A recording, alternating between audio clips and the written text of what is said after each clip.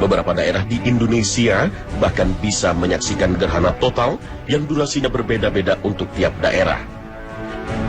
Berbagai persiapan telah dilakukan, berbagai acara siap digelar dalam rangka menyambut gerhana. Bahkan momen ini juga dimanfaatkan untuk menggairahkan pariwisata. Berbagai promosi gencar dilakukan, dan hasilnya hotel serta penginapan khususnya di kota-kota yang dilalui gerhana total dilaporkan telah penuh. Barangkali tidak salah jika kita menyebutnya dengan euforia gerhana. Gerhana bukan peristiwa yang terjadi hanya sekali atau dua kali. Dengan umur yang setua ini, bumi, bulan, dan matahari telah sering berada dalam posisi sejajar sehingga menimbulkan gerhana. Tapi yang luput dari perhatian kita, Allah Subhanahu wa Ta'ala telah mengingatkan kita bahwa gerhana adalah tanda hari kiamat yang harus kita waspadai.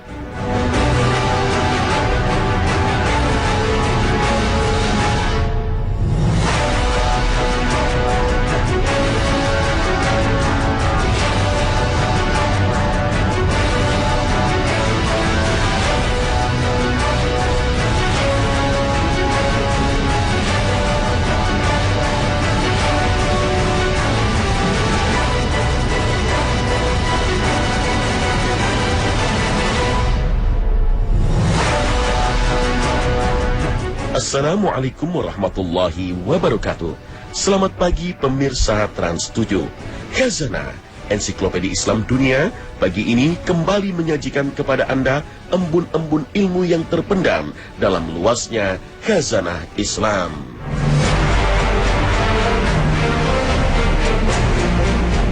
Sahabat Rasulullah SAW Abu Musa menceritakan, saat itu terjadi gerhana matahari dan Nabi segera bangkit. Takut bahwasanya itulah saatnya kiamat.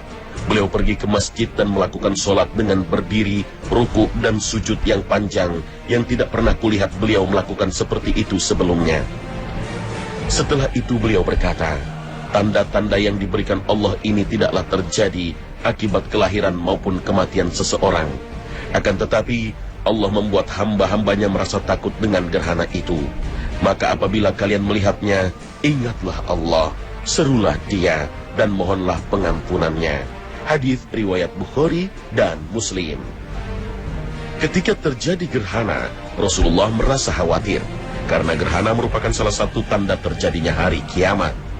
Jika yang terjadi gerhana matahari, maka yang hilang dari penglihatan adalah cahaya matahari. Jika yang terjadi gerhana bulan, yang hilang adalah cahaya bulan. Hilangnya cahaya bulan, kemudian dikumpulkannya matahari dan bulan, merupakan salah satu tanda kiamat yang disebutkan oleh Allah Ta'ala dalam kitabnya di surah Al-Qiyamah. Ia berkata, bilakah hari kiamat itu? Maka apabila mata terbelalak ketakutan, dan apabila bulan telah hilang cahayanya, dan matahari dan bulan dikumpulkan. Al-Quran surah Al-Qiyamah ayat 6 hingga 9.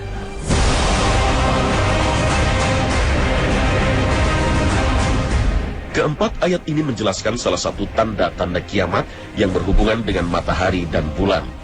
Jika dikaitkan dengan hadis dari Abu Musa, bukankah fenomena gerhana itu, matahari, bumi, dan bulan dikumpulkan? Itulah gambaran kiamat seperti yang disebutkan dalam firman Allah Subhanahu wa Ta'ala dalam Al-Quran. Dalam peristiwa gerhana matahari, yang terjadi adalah matahari, bulan, dan bumi berada dalam satu garis. Sehingga bulan menghalangi cahaya matahari ke bumi, sehingga ada bagian tertentu bumi yang menjadi gelap. Saat gerhana matahari, bulan, dan bumi sejajar, sehingga terlihat dari bumi posisi matahari dan bulan seolah-olah menjadi satu atau dikumpulkan. Dan ketika itulah mata terbelalak ketakutan yang bisa saja disebabkan oleh peristiwa gerhana yang tidak biasa, atau mungkin peristiwa lain yang mengiringinya. Karena hari itu adalah hari kiamat, bisa saja matahari yang terbit dari barat atau peristiwa dahsyat lainnya. Matahari termasuk sebuah bintang. Kelak pada hari kiamat nanti, ia akan digulung sehingga cahayanya redup dan padam. Allah berfirman, apabila matahari digulung. Al-Quran surah At-Takwir ayat 1.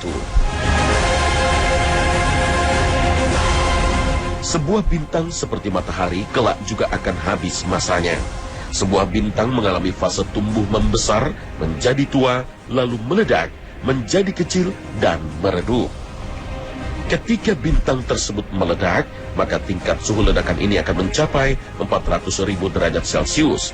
Para ilmuwan telah menegaskan bahwa matahari kita kelak akan berakhir dengan sendirinya dan terbakar. Proses pembakaran ini akan menyebabkan berkurangnya ukuran matahari secara bertahap untuk kemudian menjadi redup.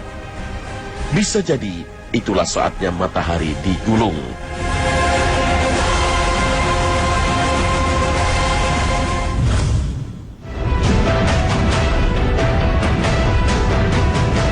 Gerhana yang terjadi di masa Rasulullah SAW bisa dibuktikan dengan perhitungan astronomi atau ilmu falak. Berdasarkan data yang dirilis oleh NASA di web resminya yang mencantumkan perhitungan gerhana dari masa ke masa, dalam kurun waktu 10 tahun, Rasulullah SAW di Madinah telah terjadi 2 kali peristiwa gerhana matahari yang bisa dilihat dari Madinah. Pertama, terjadi pada tahun 627 Masehi, atau bertepatan dengan tahun 6 Hijriah. Pada gerhana yang pertama ini, titik lintasan dimulai dari Afrika Selatan, naik ke utara timur laut menuju Madagaskar, kemudian Laut Arab, terus selatan India, Thailand, hingga Kepulauan Filipina. Dari Madinah sendiri yang terlihat adalah gerhana sebagian yang cukup kecil dengan kegelapan hanya di kisaran 1,6%. Sedangkan gerhana yang kedua terjadi pada tahun 632 Masehi, bertepatan dengan tahun 10 Hijriah. Menurut beberapa sumber sejarah, di tahun inilah putra Rasulullah SAW yang bernama Ibrahim, yang baru berusia kurang dari 2 tahun, meninggal dunia.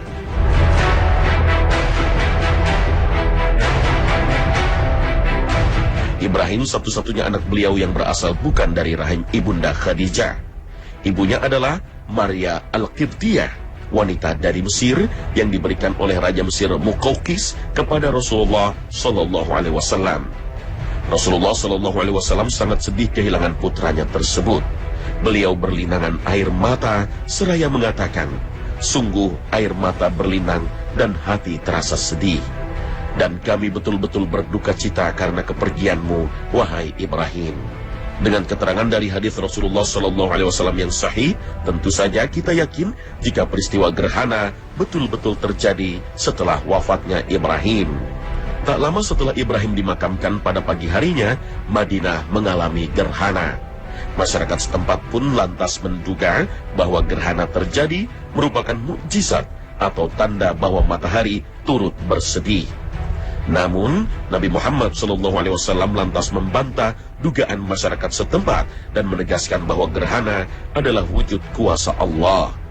Maka yang mestinya dilakukan seorang mukmin adalah sholat, berzikir, memperbanyak ibadah.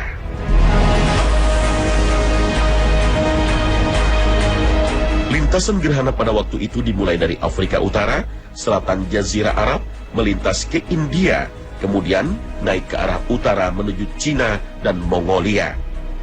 Gerhana matahari yang terjadi saat itu adalah gerhana matahari cincin, karena pusat lintasan yang cukup jauh dari Madinah, sehingga yang terlihat dari Madinah juga hanya gerhana sebagian, dengan kegelapan matahari sekitar 85%. Peristiwa gerhana yang dilihat Rasul SAW saat itu mirip dengan gerhana matahari yang diperkirakan akan terjadi besok bagi masyarakat Jakarta dan Jawa Barat. Pada momen inilah Rasulullah SAW menegaskan dan menghilangkan kepercayaan dan mitos yang diyakini masyarakatnya, bahkan masyarakat dunia saat itu, bahwa gerhana tidak ada hubungannya dengan semua kepercayaan itu. Bukan karena kematian anak orang besar, bukan karena kematian seorang raja, bukan karena ulah dewa yang menelan matahari atau bulan, tapi gerhana merupakan tanda kekuasaan Allah.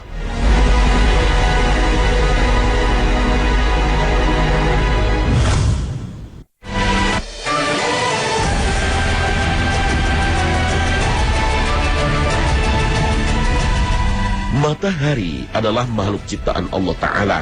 Benda langit yang besar dan panas tersebut selalu tunduk pada perintah dan ketentuannya sampai detik Allah masih memerintahkannya untuk bergerak dan berkeliling pada garis edarnya.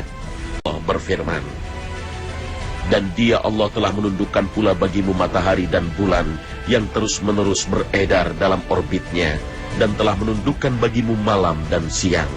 Al-Quran Surah Ibrahim ayat 33. Hanya Allah Ta'ala saja yang bisa berkomunikasi dengan matahari.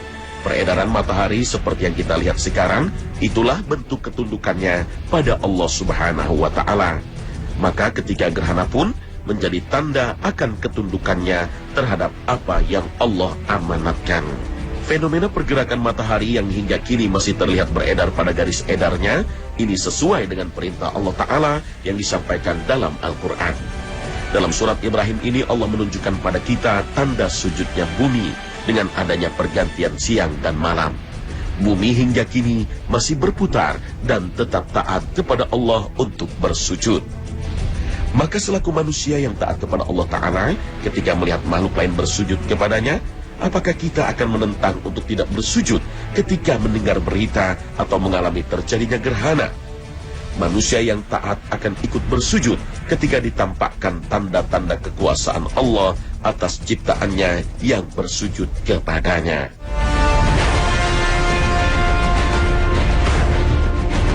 Dalam ayat lainnya, Allah Ta'ala juga menerangkan bahwa matahari, bulan merupakan tanda kekuasaannya. Dan di antara tanda-tanda kekuasaannya ialah malam, siang, matahari dan bulan. Janganlah sembah matahari maupun bulan, tapi sembahlah Allah yang menciptakannya, jika ialah yang kamu hendak sembah. Al-Quran Surah Al-Fusilat ayat 37. Fenomena siang dan malam adalah cara bersujudnya bumi. Maka manusia pun ikut bersujud saat itu dengan cara sholat subuh, zuhur dan asar, maghrib, isya, dan juga sholat sunnah yang merupakan tambahan dan pelengkap yang wajib. Matahari dengan fenomena gerhana ditunjukkan oleh Allah kepada manusia bahwa ia tetap tunduk. Kenapa Allah tampakkan ketundukan matahari? Agar manusia dapat menyaksikan kekuasaan Allah dengan modal yang diberikannya kepada tiap-tiap manusia.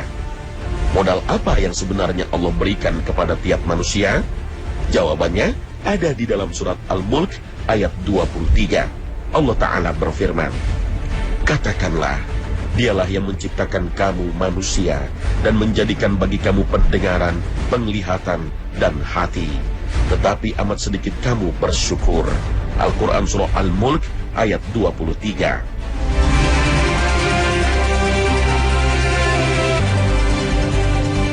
Penglihatan, pendengaran, dan hati, itulah 3 modal yang Allah berikan kepada manusia.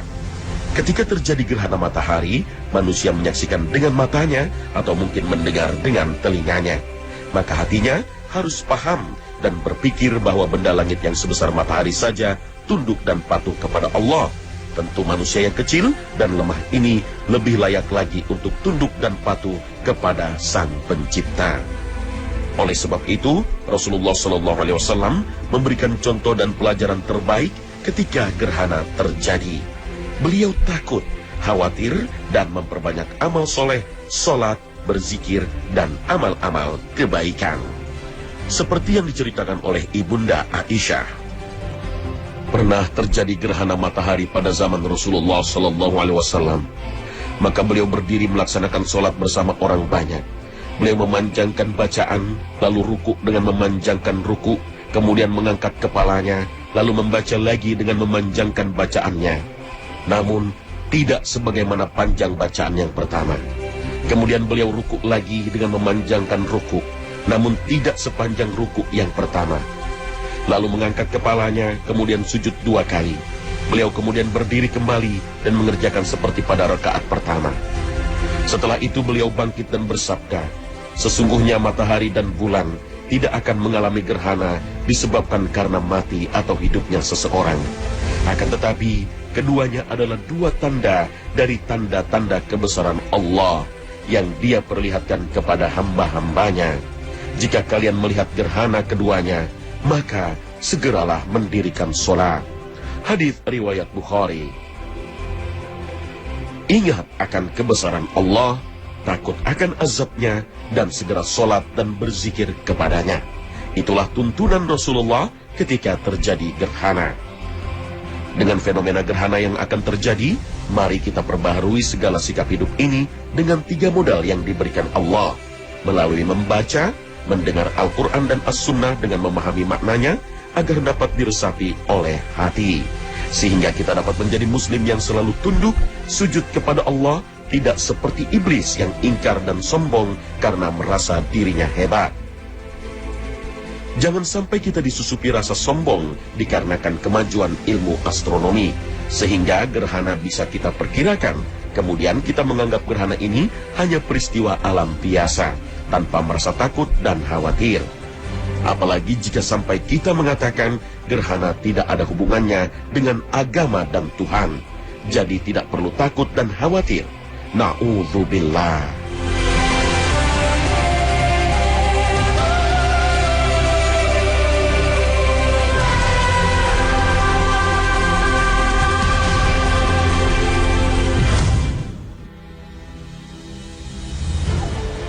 Pemirsa khazanah yang dirahmati Allah, kalau seandainya di antara kita ada yang menjumpai fenomena gerhana, seperti gerhana bulan ataupun gerhana matahari. Nah, kita perlu tahu bahwa Nabi SAW dulu pun pernah melalui fenomena alam seperti ini. Dan ternyata beliau menuntunkan kepada kita untuk melaksanakan satu ibadah. Apa ibadah tersebut? Ibadah tersebut adalah ibadah salat. Dan salat ini dikhususkan oleh Nabi untuk kita-kita yang menjumpai gerhana baik matahari ataupun bulan, yang sering disebut dalam istilah fikih yaitu salat kusuf atau khusyuf, ya, salat gerhana bulan ataupun salat gerhana matahari. Dan ternyata juga kalau kita lihat salat gerhana ini dia beda dengan salat-salat yang lain. Kita ada salat 5 waktu, lalu ada salat-salat sunnah seperti duha, rawatib, ada salat Idul Fitri. Pemirsa yang dirahmati Allah, ada beberapa pertanyaan mungkin berkaitan dengan sholat gerhana ini. Yang pertama, apakah wanita juga diikut sertakan dalam sholat gerhana ini seperti di saat sholat id, ataukah tidak seperti di sholat Jumat? Maka kalau kita lihat dari beberapa dalil yang ada, ini wanita pun diikut sertakan dalam sholat gerhana ini. Ya, ada juga beberapa pertanyaan lain. Bagaimana bentuk orang yang mendapatkan sunnah untuk bisa melaksanakan sholat ini? Apakah mereka-mereka yang di daerahnya itu gerhana total ataukah gerhana sebagian? Yang jelas kalau kita lihat dari nama gerhananya, maka apapun bentuk gerhananya, baik gerhana sebagian ataupun gerhana total, maka disunnahkan bagi mereka-mereka yang tinggal di sana untuk melaksanakan aktivitas sholat gerhana, ya. Akan tetapi bagi daerah yang hanya sekedar mungkin mendengar berita bahwa ada gerhana di daerah tertentu, berita kalau dia tidak melihat langsung dan kejadian itu tidak terjadi di daerahnya, maka mereka tidak disunnahkan untuk melaksanakan sholat gerhana. Ternyata sholat gerhana, dia punya model yang sudah ditentukan oleh Nabi SAW. Nah, sekarang kita ingin lihat bagaimana tata cara sholat gerhana yang sudah dituntunkan dari Nabi SAW. Kalau kita lihat, kita bisa ambil satu dari apa yang disampaikan oleh Aisyah radhiyallahu anha ketika menjelaskan tentang perkara sholat gerhana ini. Ini termaktub dalam Sahih Muslim, ya. Aisyah radhiyallahu anha menjelaskan bahwa ketika terjadi gerhana pada saat itu, maka Nabi SAW memerintahkan kepada sahabatnya untuk menyeru kepada seluruh penduduk Madinah kala itu untuk melaksanakan sholat dengan kalimat as-salatu jami'ah. Mari kita sholat berjamaah.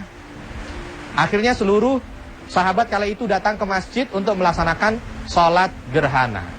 Dan ketika semua sudah berkumpul, ya, maka mereka membentuk shaf sholat. Kita perlu tahu sholat ini nanti jumlah rakaatnya 2. Hanya ada yang membedakan. Mengapa? Karena 2 rakaatnya itu dengan 4 kali ruku dan 4 kali sujud. Ya. Bagaimana? Kita lihat. As-salatu jami'ah. Secara detil dari awal, yang pertama ketika dia ingin melaksanakan sholat gerhana, misalkan saya ingin sholat gerhana, maka saya meniatkan dalam hati saya ingin melaksanakan sholat sunnah gerhana, ya. Lalu setelah itu takbiratul ihram, Allahu Akbar. Setelah takbiratul ihram, dia baca doa iftitah, Bismillahirrahmanirrahim. Alhamdulillahi Rabbil Alamin. Setelah iftitah, kalau seandainya posisinya sebagai imam, maka dia membaca Al-Fatihah dengan jahar. Karena di riwayat hadis yang sama juga dijelaskan bahwa Rasulullah SAW membaca surah Al-Fatihahnya ini dengan jahar, dengan keras. Seperti sholat Jumat, imam sholat Jumat ataupun imam sholat Id. Lalu setelahnya Nabi SAW membaca surat dan bacaannya itu agak panjang. Ya. Mungkin membaca Al-Baqarah dari ayat 1 sampai sekian. Alif Lam Mim. Panjang, karena Nabi memang membacanya panjang. Setelah dibaca surat itu, maka beliau ruku. Allahu Akbar. Seperti ruku biasa di saat sholat. Membaca tasbih, karena memang perintah ketika ruku kita membaca tasbih di situ ya. Membaca tasbih dan dibaca panjang, terus diulang-ulang. Bahkan dalam beberapa riwayat disebutkan panjangnya ruku sama dengan panjangnya berdiri. Jadi lumayan nih, ya. Kalau seandainya 100 ayat yang dibaca, maka rukunya juga kurang lebih sama. Yang dibaca apa? Tasbih terus, memuji Allah Subhanahu wa taala. Setelah ruku, baru dia bangun. Sami Allahu liman hamidah. Rabbana walakal hamdu. Setelah dari sini tidak langsung sujud. Tidak langsung sujud tapi baca Al-Fatihah kembali. Lalu setelah itu baca surat kembali. Hanya memang di kedua ini suratnya tidak lebih panjang dari yang pertama, lebih sedikit pendek. Baru setelah itu ruku. Allahu Akbar. Bacaan rukunya dari bacaan tasbihnya hampir sama dengan bacaan ketika dia mengawali Al-Fatihah dan surat yang dia baca. Baru setelah itu Sami Allahu liman hamidah. baru kalau ini sudah ya, dari berdiri i'tidal yang kedua ini baru dia langsung sujud. Allahu Akbar. Sujudnya sama dengan berdirinya. Lalu duduk di antara dua sujudnya juga sama lama. Sujudnya juga sama lama.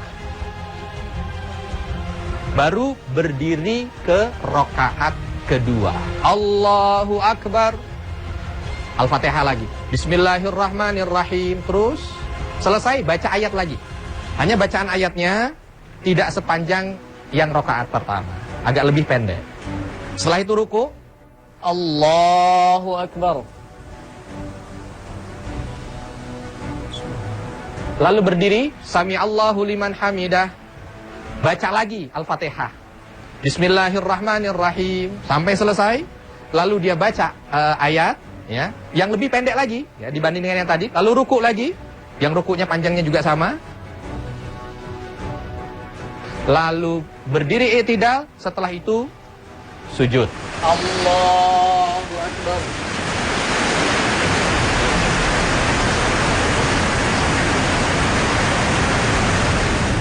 Allahu Akbar. Sampai dengan tasyahud, lalu salam. Assalamualaikum warahmatullahi. Assalamualaikum. Jadi 2 rakaat hanya ada 4 kali ruku dan 4 kali sujud. Baru setelah itu Nabi SAW berdiri dan memberikan khutbahnya. Dalam khutbahnya menjelaskan bahwa ini merupakan tanda daripada tanda kekuasaan Allah, meminta kepada seluruh sahabatnya untuk memuji Allah, lalu beristighfar atas dosa-dosanya. Bahkan Nabi SAW sebelum sholat itu pun merasa ketakutan yang luar biasa, karena ditakutkan ini merupakan tanda dari kiamat gitu. Kita pun harusnya seperti itu, bukan sekedar dijadikan fenomena ini sebagai bahan tontonan saja, tidak, tetapi sebagai bagian daripada kita mendekatkan diri kepada Allah. Ada pertanyaan mungkin, bagaimana kalau seandainya sholat, saya jumpai gerhana saya sedang sendiri, apakah saya juga sholat sendiri? Ada beberapa ulama yang menyampaikan bahwa ketika kita sendiri saja, ya, maka diperbolehkan kita juga untuk melaksanakan sholat gerhana dengan tata cara yang sama. Hanya memang tidak dilengkapi dengan khutbah. Bagaimana kalau dengan keluarga? Kalau kita lihat dari paparan yang disampaikan oleh ulama, ketika dengan keluarga, maka lebih condong para ulama untuk mengajak ini satu keluarga mencari tempat sholat yang lebih dekat, yang dilaksanakan secara berjamaah. Supaya apa? Supaya nanti tidak setiap keluarga melaksanakan sendiri-sendiri di rumah mereka, karena Nabi tidak memerintahkan untuk melakukan hal yang seperti itu. Semoga ini bisa menjadi panduan kita, sehingga ketika terjadi fenomena alam ini, kita mampu menjadikannya sebagai sarana untuk lebih dekat kepada Allah Subhanahu wa Ta'ala.